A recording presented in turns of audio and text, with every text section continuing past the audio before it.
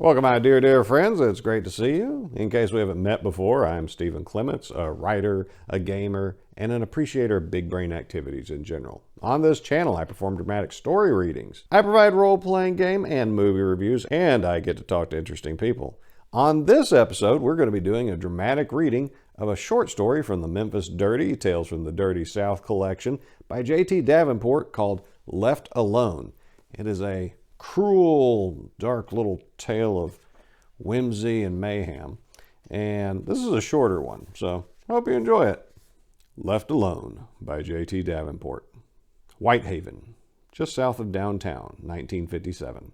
Now, as everyone knows, boys will be boys. And some boys act like fiends on a jailbreak from hell. But most of the little guys usually outgrow this phase.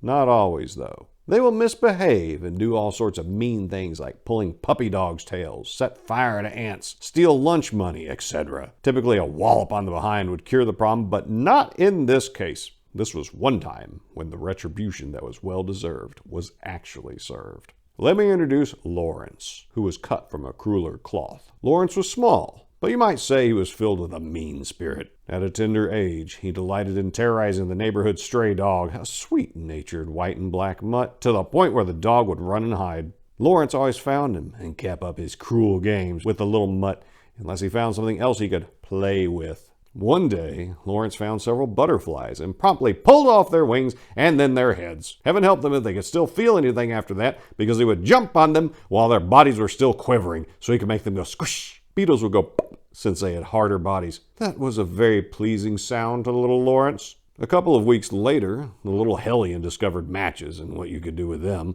He even managed to find something that burned when you lit it to pour on the caterpillars he found in a wooden shed on an abandoned lot. They were big bugs, blue and red banded, with two large golden-colored horns sticking off the end of their tails. So he decided to light them up. When they caught on fire, he was overjoyed to see the helpless little critters feverishly wiggle about, desperate to keep living. Lawrence did his little victory dance and stomped on them when the flames died down. But the caterpillars came back the next day, and the day after that as well. Little Lawrence was simply ecstatic with joy. He lit them up, watched them burn, and did his little victory dance over their ruined corpses. Then on the fourth day of his reign of terror, the caterpillars had come back, but apparently they were trying to leave the shack a bit early to get away from Lawrence, and he almost missed them. He found them just as the last one was going down a large hole in the ground, being about a foot around. Well, he wasn't going to allow himself to be denied his victory this day, and since he'd already forgotten about the dog, he wanted his caterpillars to die in horrid agony, and he wanted them to die in horrid agony right now. So he got down on his little knees and began to dig with his hands. The earth was soft and flaky, so there was no problem for him to make headway in enlarging the hole with his bare hands. He got so involved with his digging that he didn't realize that he was now inside the hole he made, and a good way down at that. He also failed to notice that most of the day had long since passed, and night was fast approaching. The light was fading, and it was nearly pitch black inside his hole. He could see the caterpillars just out of reach below him, because they were glowing. He stopped what he was doing, raptly transfixed by this latest revelation. He'd never seen anything this beautiful. So he watched them move about at the end of what he came to think of as his hole. They moved back and forth, and eventually moved out through small holes in the sides of the hole down by the end.